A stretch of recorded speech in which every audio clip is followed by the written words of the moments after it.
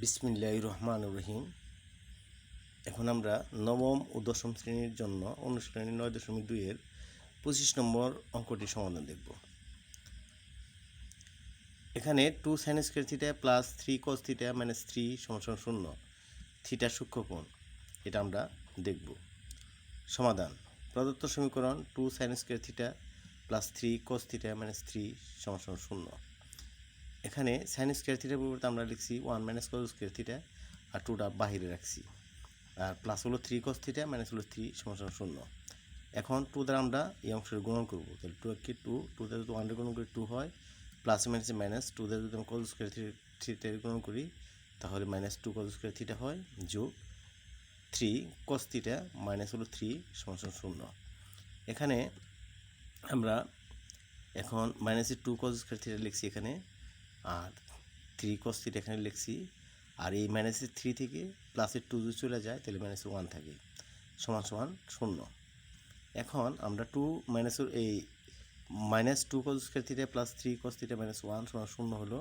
এটাকে আমরা যদি উভয় পক্ষকে 1 মাইনাস দ্বারা গুণন করি, মাইনাস দ্বারা গুণন করলে এখানে মাইনাসে মাইনাসে কী হবে, এখানে প্লাস হয়ে যাবে 2 cos স্কয়ার থিটা, আর এই মাইনাস দিয়ে গুণন করলে প্লাসে গুণন করলে হবে মাইনাস 3 cos থিটা, আর মাইনাস দিয়ে যদি আমরা এই মাইনাস দিয়ে গুণন করি তাহলে প্লাসের 1 হবে, সমান 0। ওই পাশেও মাইনাস দিয়ে গুণন করলে মানে কোনো পরিবর্তন হবে না, 0ই থাকবে।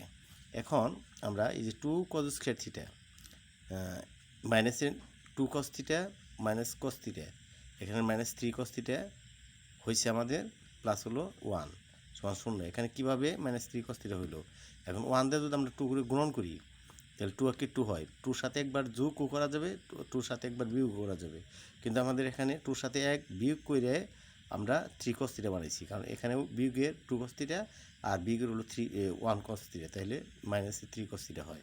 সুতরাং এখন আমরা এটা একটা সূত্রে ফেলানোর জন্য আমরা এটা এরকম অবস্থা করলাম। এখন আমরা কী করব, এই যে দুই অংশ থেকে 2 cos থিটা কমন নিছি, তাহলে এখানে থাকবে হলো cos থিটা, আর 2 cos থিটা যেহেতু এখান থেকে কমন গেছি মাইনাসে 1 থাকবে, আর এখান থেকে কোনোটা মিল নেই যার কারণে মাইনাস 1 আমরা কমন নিছি। এখানে cos থিটা থাকবে, আর মাইনাস দেয় প্লাস গুণন করলে প্লাস মাইনাস হবে, আর ওই পাশে এখানে 0 রয়ে গেছে। এখন এই 2 cos থিটা মাইনাস 1 আর cos থিটা মাইনাস 1 দুইটা থেকে আমরা একটা অংশ নিলাম, আর 2 cos থিটা মাইনাস হলো এই যে 1 এটা নিলাম, আর এখানে হলো সমান 0। এখন আমরা এই অংশের পরিবর্তে একবার 0 লিখতে পারবো, এই অংশের পরিবর্তে একবার 0 লিখতে পারবো, আমরা তাই করলাম। cos থিটা মাইনাস 1 সমান 0। এখন cos থিটা এই মাইনাসটা ওই পাশে কি যোগ হয়ে গেছে, এখানে মাইনাস ছিল ওই পাশে পরিবর্তন হয়ে গেল, এখানে যোগ হয়ে গেল। এখন cos থিটা এখানে cos থিটা সমান cos 0 ডিগ্রি মান হলো 1, আমরা এই যেটা মাধ্যমে জানি এটা হলো 0 হাফ 1/√2 √3/2 1। এটা এই পাশে যদি সাইন বসাই, সাইনের এটা 0 ডিগ্রি মান, এটা 30 ডিগ্রি মান, এটা হলো 45 ডিগ্রি মান, এটা হলো 60 ডিগ্রি মান, 90 ডিগ্রি মান। আচ্ছা, এখানে এই পাশে আবার কজের ক্ষেত্রে এটা 0 ডিগ্রি মান, 30 ডিগ্রি মান, 45 ডিগ্রি মান, 60 ডিগ্রি মান, 90 ডিগ্রি মান। সেই সুবাদে আমরা cos 0 ডিগ্রি মান হলো 1, সেই হিসাবে 1-এর পরিবর্তে আমরা cos 0 ডিগ্রি লিখছি।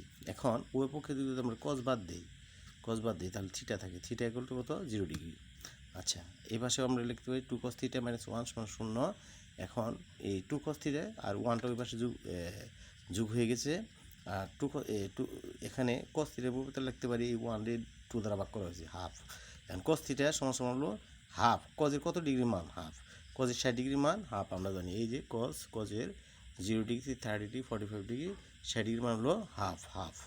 আমরা এই যে এখানে আমরা হাফের পরিবর্তে cos 60 ডিগ্রি লিখতে পারি। এখন উভয় পক্ষের থেকে আমরা cos বাদ দেবো, তাহলে থিটা ইকুয়াল টু 60 ডিগ্রি। আমাদের প্রমাণ করতে বলছে যে থিটা সূক্ষ্মকোণ, এটা প্রমাণ করো। হ্যাঁ, আমরা পেয়ে গেলাম, কিন্তু এখানে থিটা দুইটা মান বেড়েছে, একটা হলো 0 আর একটা হলো থিটা 60 ডিগ্রি। যেহেতু 0 এটা গ্রহণযোগ্য নয়, কারণ থিটা সূক্ষ্মকোণ, নির্ণয় সমাধান হবে থিটা ইকুয়াল টু 60 ডিগ্রি। ধন্যবাদ সবাইকে অঙ্কটি দেখার জন্য।